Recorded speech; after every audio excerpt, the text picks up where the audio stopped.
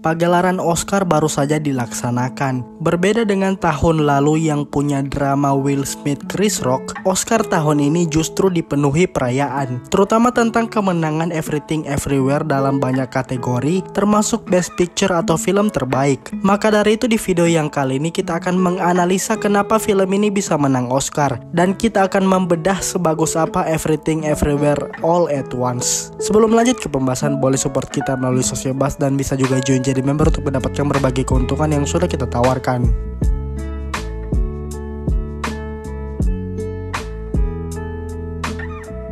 Ada banyak hal yang membuat Everything Everywhere menang Oscar tahun ini. Film ini berbeda dengan Doctor Strange in the Multiverse of Madness. Meskipun keduanya sama-sama bertemakan multiverse, ada suatu perbedaan mendasar. Tidak seperti Doctor Strange yang fokus pada menyelamatkan seluruh multiverse, Everything Everywhere menerapkan konflik yang sama namun dengan pendekatan yang berbeda. Lebih tepatnya kita diajak melihat sebuah keluarga yang kebetulan terlibat konflik multiverse. Bukannya mencoba menghentikan ibu marah yang mencari anaknya, Everything Everywhere memperlihatkan dinamika hubungan sebuah keluarga, terutama antara anak dan ibu serta istri dan suami, membuat masalah itu jadi dekat kepada penonton meski mengambil latar multiverse. Bisa dilihat meskipun ada banyak universe yang diperkenalkan dalam film ini, karakter yang kita lihat di universe yang berbeda hanya itu-itu saja. Sehingga konsep multiverse justru membuat masalah keluarga ini bisa dieksplor lebih dalam lagi. Selain itu pasti ada faktor film ini yang menggunakan Asian Amerika sebagai karakter, di mana Oscar saat ini sedang berusaha meniru langkah studio-studio besar dalam hal inklusivitas. Dengan kata lain, tidak hanya cerita dari orang kulit putih atau hitam yang bisa menang. Maka dari itu Parasite bisa menang di tahun 2019.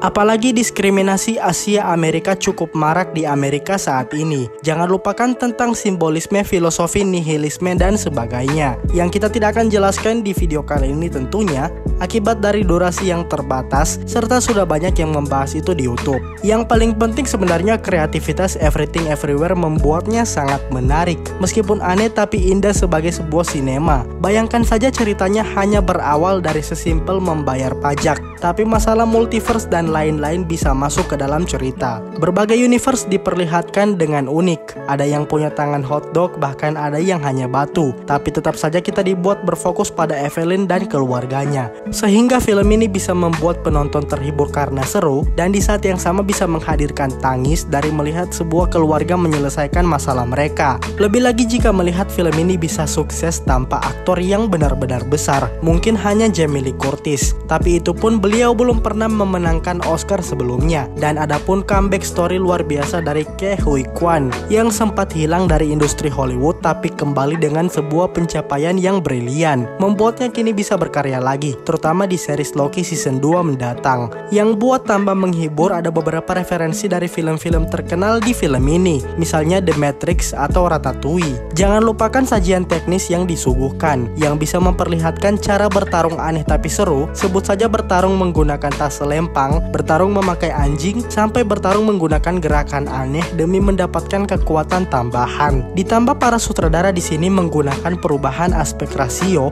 untuk memaksimalkan penyampaian cerita, serta ada sedikit unsur penerimaan LGBT dalam pikiran orang tua Asia yang kolot, yang bahkan melarang anak perempuannya memakai tato. Semua itu membuat Everything Everywhere All at Once lengkap sebagai sebuah sinema yang utuh. Dengan segala kreativitas bisa memberikan keseruan, dan dengan semua dramanya bisa membuat haru penonton. Menjadi bukti budget bukan menjadi masalah untuk membuat sebuah film yang seru. Apalagi jika selama ini kita berpikir budget sangat penting karena melihat Marvel yang begitu boros mengeluarkan uang untuk CGI. Everything Everywhere menepis semua anggapan itu. Dengan minim budget, film ini sukses memberikan pengalaman menonton yang luar biasa. Dan sebenarnya itu tidak mengherankan jika melihat studio yang membuat Everything Everywhere bernama A24. Studio ini membuat banyak mahakarya yang revolusioner. Tidak hanya bagus tapi juga seru. Yang paling terkenal di Indonesia mungkin adalah Midsommar, sebagai film horor beda yang tidak menunjukkan situasi gelap, melainkan menunjukkan keseraman di latar siang hari bolong. Maka dari itu jangan heran kalau kedepannya ada film dari A24 lagi yang menang Oscar.